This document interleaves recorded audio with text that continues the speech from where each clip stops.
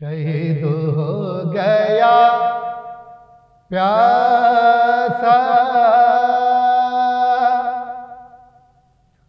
حسین ہائے حسین۔ ایمان کو حیات ملی حق کو زندگی، ایمان کو حیات ملی حق کو زندگی، قربانی حسین بڑا کام کر گئی۔ اعوذ باللہ من الشیطان الرجیم، بسم اللہ الرحمن الرحیم، اللہم صلی علی محمد وآل محمد وعجل فرجہم۔ ناظرین السلام علیکم ورحمۃ اللہ وبرکاتہ۔ میں آپ کا میزبان سید رضوان رضا نقوی آج ایک اہم پروگرام لے کر حاضر ہوا ہوں۔ پروگرام پیغام کربلا، جو پہلی محرم سے 40 تک جس کا سلسلہ جاری و ساری ہے حسینی چینل پر۔ اسی وقت آپ یہ پروگرام روز ملاحظہ فرماتے ہیں۔ آج اس پروگرام میں جو ہمارے مہمانان ہیں، سب سے پہلے ہم ان کا تعارف کرانا چاہیں گے۔ سب سے پہلے تو حجت الاسلام والمسلمین عالی جناب مولانا سید فیض عباس مشہدی صاحب قبلہ ہمارے درمیان موجود ہیں، جو آج محرم کے حوالے سے، قربانی امام حسین علیہ السلام کے حوالے سے گفتگو فرمائیں گے۔ اور دوسرے مہمان ہمارے عالی جناب قمبر امام رضوی صاحب ہمارے درمیان موجود ہیں، جو یہاں سے نوحے پیش فرمائیں گے۔ تو آئیے سب سے پہلے ہم اس پروگرام کا آغاز کریں گے ایک نوحے سے، اور چلیں گے عالی جناب قمبر امام رضوی صاحب کی خدمت میں کہ وہ ایک نوحہ ہمارے مومنین، ہمارے ناظرین کے لیے پیش فرمائیں، اور ایک نوحے سے اس پروگرام کا آغاز کریں۔ شام کے زندان سے آئی صدا، دم گھٹا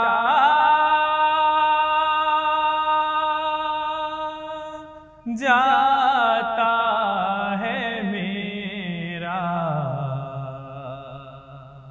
قید میں، شام کے زندان سے آئی صدا،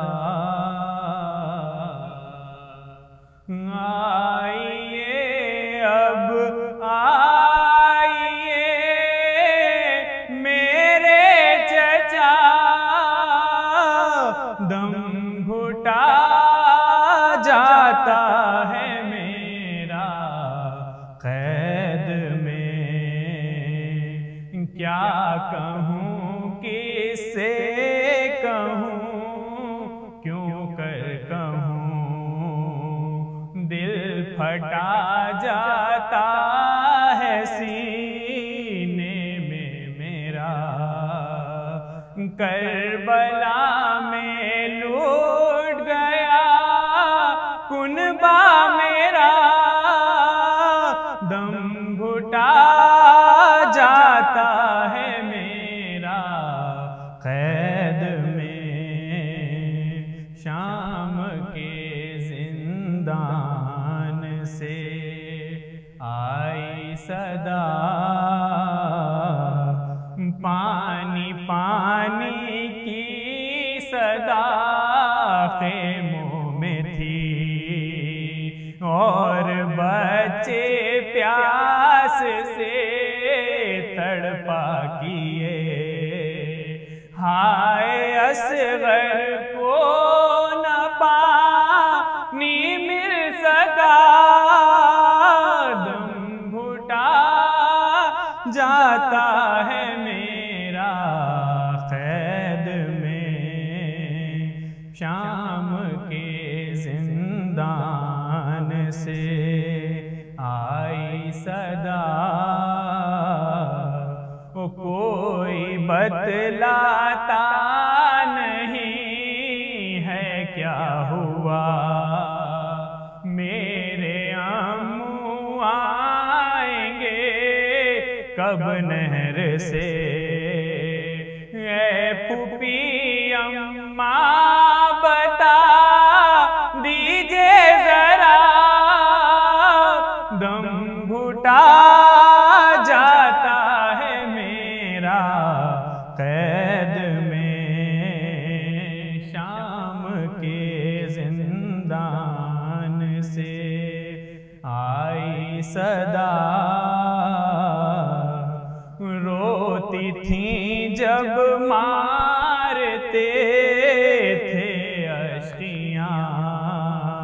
रस्सियों से शिम्र ने बांधा गला, हाय मुझ पर जुल्म कैसा हो गया, दम घुटा जाता है मेरा कैद में शाम के जिंदान से।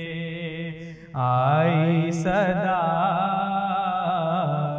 छा गया हर समत सन्नाटा खमर, बिनते सरवर की सदा आती नहीं, अब तड़प कर ये कोई कहता न था, दम घुटा जाता है मेरा कैद में शाम के जिंदान से। आई सदा। तो ये तो थे आली जनाब खंबर इमाम रिजवी साहब जो यहाँ से नवा पेश फरमा रहे थे। अब हम चलेंगे हुज्जतुल इस्लाम वल मुस्लिमीन आली जनाब मौलाना सैयद फैज़ अब्बास मशहदी साहब क़िबला की खिदमत में। और सबसे पहले तो जनाब आपका इस्तक़बाल है, अस्सलामु अलैकुम। जनाब, जैसा कि 2 मुहर्रम के हवाले से हम लोगों का ये प्रोग्राम खुसूसी तौर पर इस वक्त हुसैनी चैनल पर नश्र किया जा रहा है, जिसमें हमारा सवाल क़िबला आपसे कुछ यूँ है कि अज़ादारी की हर ज़माने में ज़रूरत क्यों है? भाई ऐसा भी है कि जैसे कि कुछ साल ज़रूरत हो और कुछ साल ज़रूरत ना हो, लेकिन अज़ादारी एक वाहिद ऐसी चीज़ है जिसकी हर ज़माने में ज़रूरत है। आखिर उसकी ज़रूरत हर ज़माने में क्यों है और कैसे है, ये हमारे व्यूअर्स और नाज़रीन और मोमिन को बताएं। अऊज़ु बिल्लाहि मिनश्शैतानिर्रजीम, बिस्मिल्लाहिर्रहमानिर्रहीम, अल्हम्दुलिल्लाहि रब्बिल आलमीन, अस्सलातु वस्सलामु अला सय्यिदिल अंबिया वल मुरसलीन व अला अहलि बैतिहि तय्यबीन अत्ताहिरीन व लअनतुल्लाहि अला आदाइहिम अजमईन, अम्मा बाद। बिस्मिल्लाहिर्रहमानिर्रहीम। सबसे पहले माह मुहर्रमुल हराम की मुनासबत से अपने ज़माने के इमाम को पुरसा और तस्लीयत पेश करता हूँ और आपके जवाब को कुछ इस तरह देना चाहूँगा कि अज़ादारी बिलखुसूस अज़ादारी सैयदुश्शुहदा, इसका एहतमाम हर ज़माने में इसलिए ज़रूरी है कि जब से दुनिया में इंसान ने आँखों को खोला और बशरियत ने इस दुनिया में जन्म लिया है, शैतान और इब्लीस इंसान का दुश्मन, खुला हुआ दुश्मन के कुरान करीम में बार बार हमको याद दिलाया जाता है, इन्नहु लकुम अदुव्वुम मुबीन, वो तुम्हारा खुला हुआ दुश्मन है।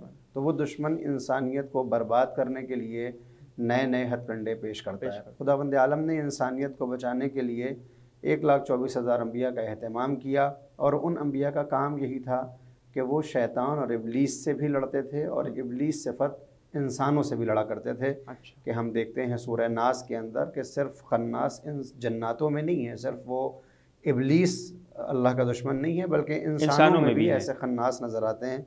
मिनल जिन्नत वन्नास के ज़रिए हम इशारा करते हैं वहाँ पर। तो हर ज़माने में चूँकि इब्लीस दुश्मन है और उसके मुकाबले पर आना है हक़ के नुमाइंदों को। और जब इस हक़ के नुमाइंदों की फ़हरिस्त में हम किसी नाम को सबसे बड़ा महसूस करते हैं तो वो नाम आता है सरकार सैयदुश्शुहदा हज़रत इमाम हुसैन अलैहिस्सलाम का। क्यों? क्योंकि आपकी शहादत और आपके हादसे और आपके वाक़े और ये जो पूरा एक सानेहा करबला का हुआ है, ये न सिर्फ ये कि इमाम हुसैन अलैहिस्सलाम की ज़िंदगी बल्कि उनसे भी पहले, बल्कि ये कहा जाए कि दुनिया के खल्क़ होने से पहले नुमाइंदगान खुदा को इस वाक़े के मुताल्लिक़ ख़बर दी गई थी, उनको बताया गया था।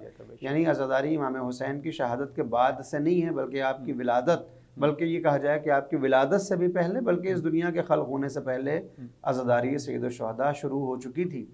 रवायात में आता है, अगर आप देखें कामिलुज़ ज़ियारात में, वो पूरी एक मुफस्सल हदीस है कि जिसमें जब अल्लाह ने सबसे पहले दुनिया को खल्क़ करना चाहा, बाज़ अहादीस में है कि कलम को खल्क़ किया, बाज़ में इल्म को। तो जो जिन रवायात में इमाम जवाद इमाम मोहम्मद तक़ी अलैहिस्सलाम की रवायत से साबित है कि अल्लाह ने जब कलम को खल्क़ किया तो उसने लौह महफूज पर एक तहरीर, एक जुमला तहरीर किया और वो ये था, क़ुतिलल हुसैन बिकरबला। तो मलाइका ने पूछा कि ये हुसैन कौन है, उसको क्यों कत्ल किया जाएगा और क्यों कत्ल किया गया है? یہ آنے والے زمانے میں، تو پوری داستان کربلا خداوند عالم نے ان ملائکہ کو سنائی ہے کہ ان قریب جب یہ انسان دنیا پر جائے گا، آخری پیغمبر ہوگا اور اس کا نواسہ اس طرح سے دین کو بچانے کے لیے، اسلام کو بچانے کے لیے، بلکہ انسانیت اور حق و حقیقت کو بچانے کے لیے اس طرح سے وہ شہید ہو جائے گا۔ تو اس عزاداری کا آغاز وہیں سے ہوا، ملائکہ کے اندر حزن و ملال وہیں پر دکھائی دیا، روایات میں ملتا ہے۔ پھر اس کے بعد جب دنیا بسنے لگی تو آپ مسلسل سنتے رہتے ہیں، بحر الانوار میں مکمل ایک باب ہے کہ جو بھی نبی زمین کربلا کی طرف سے گزرا وہ مصیبت میں مبتلا ہوا، پریشان ہوا، اور اس نے پوچھا یہ کون سی زمین ہے جہاں ہم پریشان ہو رہے ہیں؟ تو وہی کربلا کے متعلق جو باتیں تھیں وہ اس نبی کو بتائی گئی، چاہے وہ حضرت ابراہیم ہو، چاہے حضرت نوح ہو، چاہے حضرت موسیٰ ہو، چاہے حضرت عیسیٰ۔ آخری پیغمبر کا جو زمانہ آیا تو پیغمبر اسلام نے امام حسین کی ولادت کے وقت جناب زہرا کو پوری داستان سنائی، اور ایک عزاداری اور ایک مجلس کا روپ وہاں پر دیکھا جا سکتا ہے کہ سب رونے لگے۔ بات پھر اور آگے بڑھتی ہے، مولا کائنات جب جنگ صفین سے واپس آ رہے ہیں اور میدان کربلا اور اس فرات کے کنارے سے آپ گزرے، البتہ کربلا نہیں بلکہ اس کربلا کے نواحی میں سے، کنارے میں سے جہاں فرات بہہ رہی ہے، آپ گزر رہے تھے تو آپ نے اس کی مٹی کو لیا اور سونگھا اور اپنے اصحاب سے یہ بتایا کہ یہ وہی سرزمین ہے جہاں قریب میرا بیٹا حسین شہید ہوگا حق و حقیقت کے لیے۔ تو یہ کب ہے؟ امام حسین کی شہادت سے پہلے۔ اب آئیے شہادت کے بعد اگر رخ کریں تو ہر امام نے سرکار سید الشہداء کی عزاداری کی اہمیت کو مد نظر رکھتے ہوئے اپنے فرامین کو جاری کیا۔ مثلا امام سید زین العابدین جو وارث کربلا ہے، 35 برس آپ آنسو بہاتے رہے جب تک آپ زندہ و جاوید رہے۔ ان کے بعد آپ دیکھیں امام محمد باقر علیہ السلام جب آپ دنیا سے جانے لگے تو آپ نے اپنے بیٹے یعنی امام جعفر صادق کو یہ وصیت کی کہ یہ 10,000 درہم صرف اس لیے ہیں کہ 10 برس تک میرا غم کیا جائے، منہ کے میدان میں میرے مصائب سنائے جائیں۔ لیکن امام نے بھی 10 برس کی قید لگائی کہ 10 برس تک میرے مصائب سنائے جائیں تاکہ میری مصیبت کے ساتھ کربلا والوں کا بھی تذکرہ ہو جائے۔ پھر امام صادق کی جب ہم زندگی دیکھتے ہیں تو وہاں بھی یہی دکھائی دیتا ہے کہ آپ ماہ محرم میں باقاعدہ اہتمام کیا کرتے تھے، پرسہ دیتے تھے اپنے گھر والوں کو اور ان سے پرسہ لیا کرتے تھے۔ بلکہ بعض روایات میں آیا ہے کہ امام فرماتے ہیں کہ جب ماہ محرم، امام موسیٰ کاظم فرماتے ہیں کہ جب ماہ محرم آ جاتا تھا تو پھر اس کے بعد سے لے کر روز عاشورہ تک میرے والد گرامی یعنی امام جعفر صادق کے ہونٹوں پر کوئی ہنسی نہیں دیکھ سکتا تھا۔ یہ 10 دن غم اور اندوہ کے تھے۔ پھر ہم اور آگے بڑھتے ہیں، امام رضا غریب علیہ السلام کی جب زندگی کو دیکھتے ہیں تو ریان ابن شبیب ہیں جو آپ سے ملاقات کے لیے آتے ہیں۔ اتفاق سے پہلی محرم کا وہ دن تھا۔ امام نے سلام کے بعد پہلا سوال یہ کیا کہ کیا تم روزے سے ہو؟ تو آپ نے فرمایا، ریان نے، کہ نہیں میں روزے سے نہیں ہوں۔ آج کیسا روزہ؟ تو آپ نے بتایا کہ آج ہی کا وہ دن ہے کہ جس دن جناب زکریا کی دعا قبول ہوئی اور ان کو یحییٰ جیسا بیٹا ملا اور جس کو اس طرح سے شہید کیا گیا۔ اور اس کے بعد اس کو ربط دیا امام حسین کی شہادت سے یہ کہتے ہوئے کہ یبن شبیب، اے شبیب کے بیٹے، ان کنتا باکیاں لشیء، اگر تم کسی بات پر رونا چاہتے ہو، آنسو بہانا چاہتے ہو، فبکے للحسین، تو پھر تم کیا کرو؟ امام حسین پر آنسو بہاؤ۔ کیوں؟ انہو ذبح کما یذبح الکبش، ان کو ذبح کیا گیا اس طرح سے جیسے گوسفند کو ذبح کیا جاتا ہے۔ وقتل معہ اہل بیتہ 18 رجلا، اور ان کو قتل کیا گیا ان کے اہل بیت کے 18 افراد کے ساتھ۔ اور اس کے بعد بھی حدیث بڑی طولانی ہے۔ تو امام رضا نے بھی امام حسین کی شہادت کا غم منایا اور حکم دیا کہ رونا چاہیے تمہیں۔ یہ سلسلہ اسی طرح جاری رہتا ہے۔ کیوں ہر امام نے، اب وہ بحث جو آپ لے کر آئے تھے کہ کیوں آخر اتنی اہمیت ہے، اس لیے کہ میرا یہ نظریہ اور میرا یہ خیال ہے کہ کربلا سے پہلے مسلمانوں میں بہت سے فرقے دیکھے جا سکتے ہیں، مگر کربلا کے بعد اب اسلام جو ہے وہ صرف اور صرف حسینی تصویر میں دکھائی دے گا۔ یعنی حسینی اور یزیدی یہ دونوں الگ الگ، بس دو ہی فرقے بچتے ہیں انسانیت کے، اسلام کے نہیں بلکہ انسانیت کے۔ جو حق کی طرف ہے وہ حسینی ہوگا، جو باطل کی طرف ہے وہ یزیدی ہوگا۔ لہٰذا امام حسین نے بھی جب مدینہ چھوڑا تو یہ نہیں کہا کہ میں یزید کی بیعت نہیں کروں گا، میں اکثر کہتا ہوں، یہ بھی نہیں کہا کہ بنی امیہ کی بیعت نہیں کروں گا۔ آپ نے کہا مثلی لا یبایع مثلہ، میرے جیسا اس کے جیسے کی بیعت نہیں کرے گا۔ تو اب یہ میرے جیسا کیا ہے اس کو ہمیں جاننا ہوگا۔ امام حسین کی خصوصیات کیا تھی، ان کی صفات کیا تھی، ان کا مقصد کیا تھا، ان کی دعوے داری کیا تھی، شہادت کی طرف وہ کیوں گئے۔ یہ ساری باتیں جب تک ہم کو نہیں پتہ ہوں گی تب تک حسینی کردار ہمیں سمجھ میں نہیں آئے گا، اور جب تک حسینی کردار ہمیں سمجھ میں نہیں آئے گا ہم ویسا جی کر نہیں دکھا پائیں گے جیسے امام حسین چاہتے تھے، یعنی حق کے لیے جینا اور حق کے لیے مرنا۔ لہٰذا ہر دور میں امام حسین کی عزاداری کی جاتی ہے، ان کا غم منایا جاتا ہے کہ ہر دور، ہر نسل ہر قوم، ہر ملت، ہر عمر کا آدمی اور انسان اور مرد اور عورت، غلام آزاد، سب امام حسین کی داستان کو سنیں، پڑھیں، تاکہ ان کے اندر یہ عزم ہو کہ وہ حق اور حقیقت کے لیے زندہ رہیں اور اسی کے اوپر اپنی جان قربان کر دیں، اور حق کے لیے ہمیشہ جو ہے وہ ثابت قدم رہیں۔ بے شک۔ میں آپ کی طرف دوبارہ بھی آؤں گا۔ اس وقت ہم چلیں گے علی جناب قمر امام رضوی صاحب کی خدمت میں اور چاہیں گے کہ ایک اور نحو وہ ہمارے مومنین کے لیے پیش فرمائیں۔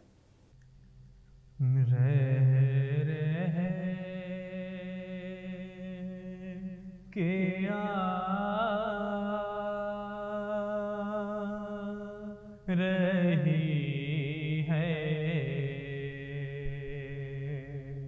یہی دشت سے صدا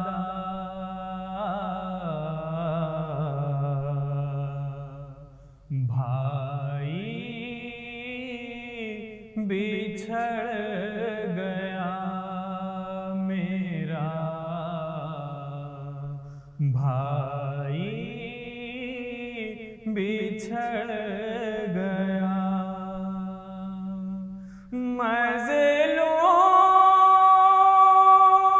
مظلوم کے گلے پر چلا خنجرے جفا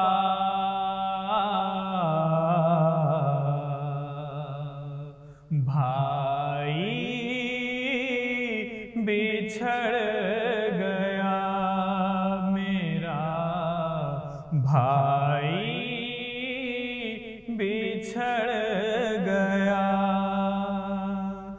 جلتے ہوئے قیام ہیں شعلے ہیں اور دھواں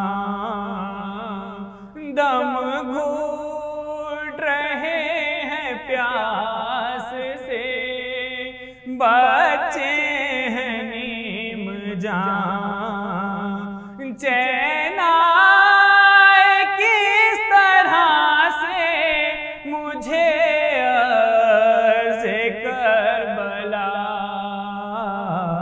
بھائی بچھڑ گیا میرا بھائی بچھڑ گیا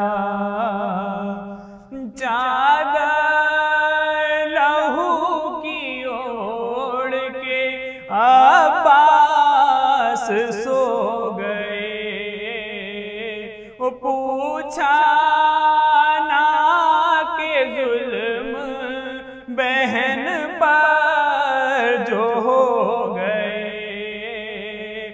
کیا میری زندگی میں غموں کے سوا رہا بھائی بچھڑ گیا میرا بھائی بچھڑ گیا غم کتنے میں اٹھاؤں کہاں جاؤں کیا کروں کیوں کر یتیم بچوں کو سمجھاؤں کیا کروں دن بھر میں فاطمہ کا بھرا گھر اجڑ گیا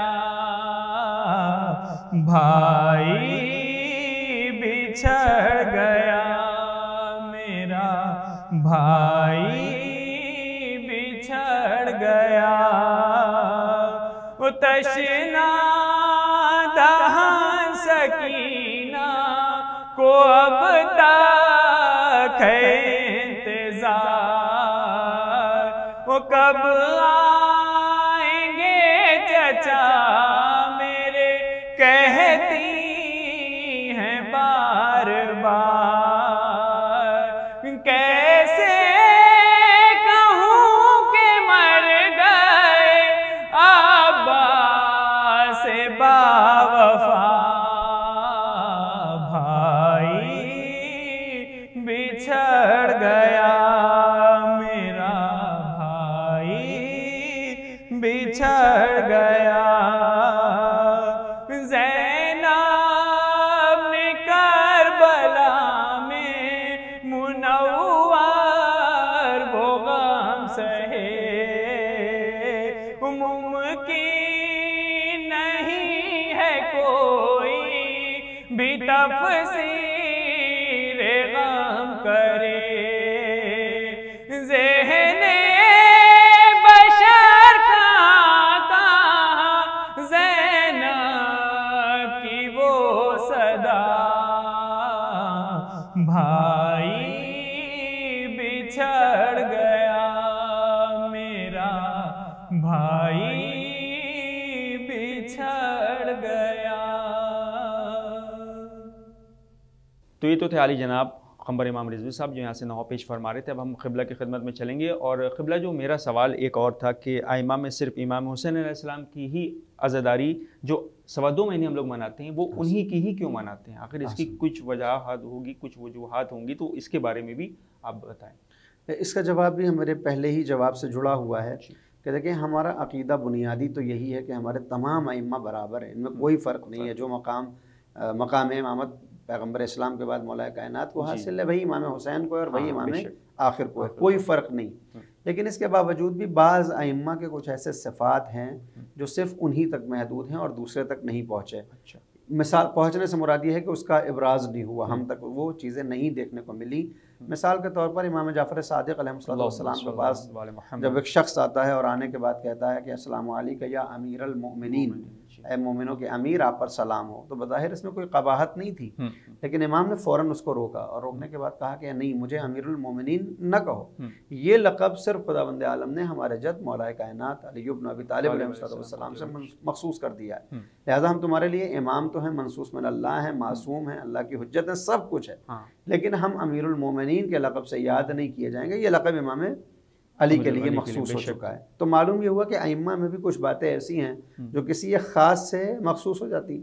مثال کے طور پر ہماری فقہ کو، ہمارے مذہب کو مذہب جعفری اور فقہ جعفری کہا جاتا ہے، حالانکہ ایسا تو نہیں ہے کہ ہم صرف امام جعفر صادق علیہ السلام کی حدیثوں پر ہی اپنے دین لیکن کو انہی سے ہی زیادہ مشہور ہو گئی کہ بھائی جعفری ہیں، ان کی طرف چونکہ نسبت یوں دے دی گئی کہ وہ زمانہ تھا کہ جب امام علی مقام نے ایسے کارنامے دکھائے کہ جو بقیہ اماموں کو وہ موقع نہیں مل سکا۔ اسی طرح سے تو اب ان کو رئیس مذہب تشیع کہا جاتا ہے، امام صادق کو، اور کسی کو رئیس کا نام نہیں دیا جاتا، یہ سردار مذہب تشیع کہے جاتے ہیں۔ امام حسین کو چند خصوصیات حاصل ہیں۔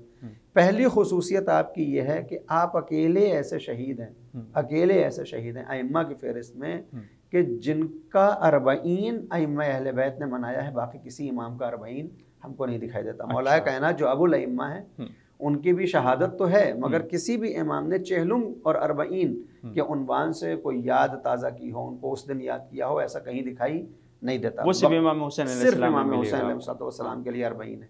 اسی طرح سے دوسری صفت کہ ہمارے تمام ائمہ برابر ہیں، ہر ایک کی قبر کی مٹی خاک شفا ہے، یقیناً یہ ہمارا عقیدہ ہے، لیکن امام حسین کو صرف یہ خصوصیت ہے کہ ان کی قبر کی مٹی کھانا حرام نہیں ہے، لیکن بقیہ ائمہ کی قبر کی مٹی اگرچہ وہ خاک شفا بھی ہو تب بھی وہ کھانا حرام ہو جاتی ہے، جبکہ امام برابر ہیں۔ آپ نجف سے مٹی لے کر آئیں گے وہ خاک شفا بنے گی، لیکن آپ اس کو کھا نہیں سکتے۔ حتیٰ مدینے سے آپ پیغمبر اسلام کی قبر کی مٹی لے کر آئیں وہ خاک شفا ہوگی، یہ ہمارا بنیادی عقیدہ ہے کہ اس میں شفا ہے، لیکن اگر آپ اس کو کھائیں گے تو وہ حرام کے زمرے میں شامل ہوگی اور فقہ اپنا حکم جاری کرے گی۔ صرف امام حسین کی قبر کی مٹی کے لیے کہا گیا کہ یہ خاک شفا ہے، لہٰذا اس کو دوا کے طور پر کھانا نہ صرف یہ کہ شفا دے گا بلکہ حرام بھی نہیں ہے، بلکہ منع بھی نہیں ہے۔ تو یہ خصوصیت ہے۔ انہی خصوصیات میں یہ خصوصیت ہے کہ تمام ائمہ ہمارے برابر ہیں، لیکن سب کی یاد اپنے مقام پر کبھی 1 دن، کبھی 2 دن، کبھی 3 دن منائی جاتی ہے، مگر امام حسین کو 2.25 مہینے اس لیے رویا جاتا ہے کہ اگر آپ یوں کوانٹٹی کے اعتبار سے بھی دیکھیں تو ہمارے بقیہ ائمہ کی شہادت پرسنالٹی کے طور پر ہوئی، سنگل انڈیویجول ہے۔ مولا کائنات قتل ہوئے بڑے مظلومانہ طریقے سے، مگر صرف مولا قتل ہوئے۔ امام حسن کے اوپر تیر چلائے گئے جنازے پر، مگر صرف امام حسن۔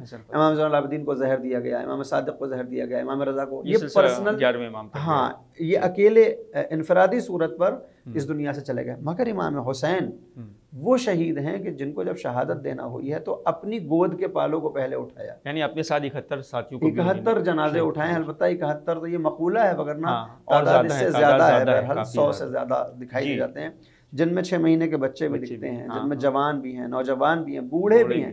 تو ایک انسان ایک دن میں اتنے جنازے لا رہا ہے کہ اگر سب کی یاد کو آپ جمع کریں تو پھر حق ہے کہ امام حسین کے اوپر 2.25 مہینے نہیں بلکہ قیامت تک رویا جائے. مثال دوں میں، کسی ایک کا شہادت ہو جائے، کسی کا ایک کا انتقال ہو جائے تو ہمارے یہاں تو ایسا کچھ منع نہیں ہے، لیکن ہمارے اہل سنت برادران کے یہاں کچھ فقہ ایسی ہیں جو کہتی ہیں 3 دن سے زیادہ غم نہیں منایا جائے گا، اس کے بعد جو ہے وہ بدعت ہو جاتا ہے. تو میں یہ کہوں گا کہ اگر 3 ہی دن جوڑ دیے جائیں تو 72 شہداء کا 3 دن کا غم آپ ملٹیپلائی کریں گے 72 کو تو پھر جا کر پہنچے گا تقریباً پورے سال غم منانا چاہیے گویا.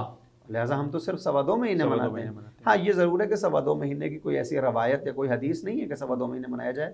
یہ فرہنگ اور کلچر کے اعتبار سے، جگہ کے اعتبار سے مختلف ہے. مثال کے طور پر ایران کے اندر 2.25 مہینے نہیں ہے، صرف 2 مہینے ہیں. 29 صفر کو وہاں پر امام رضا کی شہادت منا کے محرم ختم ہو جاتا ہے. اسی طرح سے آپ عراق کے اندر دیکھیں گے تو کربلا میں 40 یا اس کے بعد بہت زیادہ اگر ہوتا ہے تو 28 صفر پیغمبر اسلام کی شہادت تک ہوتا ہے، اور 28 صفر کے بعد وہاں غم بڑھا دیا جاتا ہے. ہمارے یہاں کچھ جگہ تو چہلم تک ہوتا ہے. ہمارے یہاں بھی پہلے چہلم ہی تک تھا، مگر بعد میں ہمارے علماء نے کہا کہ نہیں، اس کو امام حسن عسکری علیہ السلام کی شہادت تک جو ہے وہ بڑھا دیا جائے. لہٰذا 2.25 مہینے نہیں، میں کہتا ہوں 5 مہینے بھی امام کا غم ہو تو یہ کم ہے.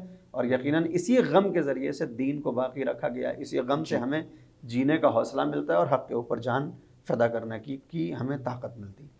بس قبلہ کیونکہ میرے پاس وقت اب بالکل نہیں رہا، بس ہم یہ چاہیں گے کہ آج 2 محرم کے حوالے سے جو تاریخی واقعہ ہے وہ ضرور آپ بتا دیں ہمارے ویورز ناظرین کو. احسنتم.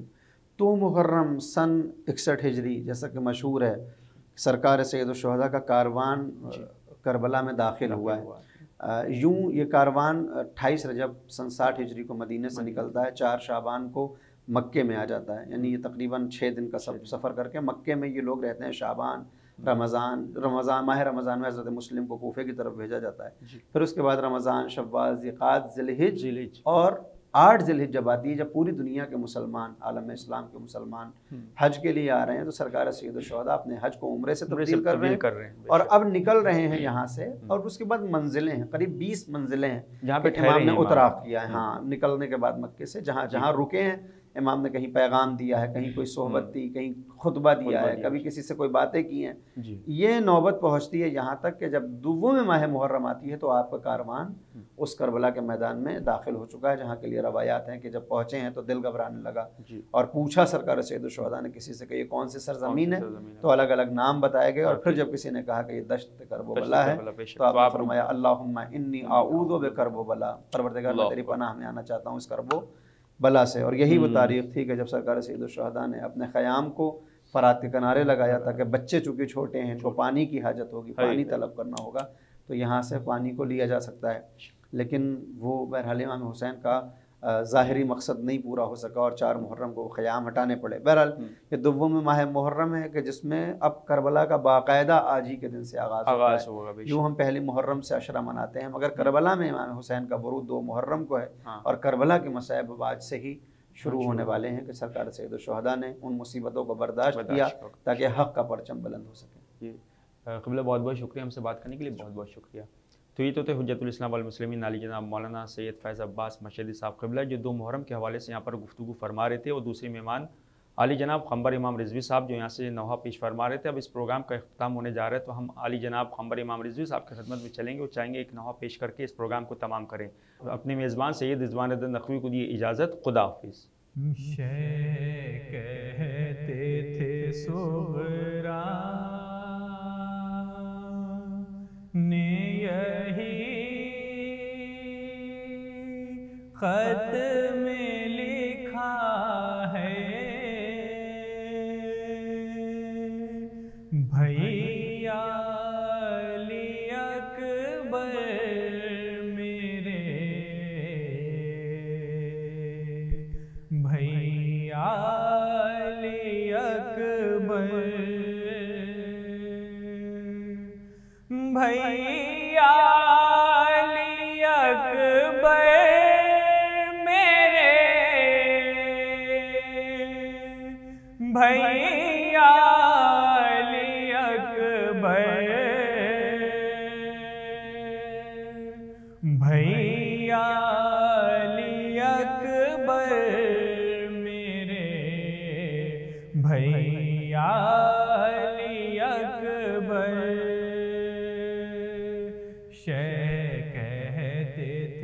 صغرا نے یہی خط میں لکھا ہے، بھیا علی اکبر میرے، بھیا علی اکبر، روتی ہوں گنا کرتی ہوں اشکوں کے ستارے، سب لوگ مجھے چھوڑ کے پردیس سدھارے، سب لوگ مجھے چھوڑ کے پردیس سدھارے، محسوس یہ ہوتا ہے ہر ایک سانس سزا ہے، بھیا علی اکبر میرے، بھیا علی اکبر، اصغر بھی تو اب گھٹنیوں چلنے لگے ہوں گے، آغوش میں اماں کی مچلنے لگے ہوں گے، آغوش میں اماں کی مچلنے لگے ہوں گے، رونق ہے وہاں اور یہاں غم کی گھٹا ہے، بھیا علی اکبر میرے، بھیا علی اکبر، شہ کہتے تھے صغرا نے یہی خط میں لکھا ہے، بھیا علی اکبر میرے، بھیا علی اکبر، کرتی تھی میں بابا کے علمدار سے باتیں، اب ہوتی ہیں تنہائی میں دیوار سے باتیں، اب ہوتی ہیں تنہائی میں دیوار سے باتیں، ڈر لگتا ہے اب ایسی میرے گھر کی فضا ہے، بھیا علی اکبر میرے، بھیا علی اکبر،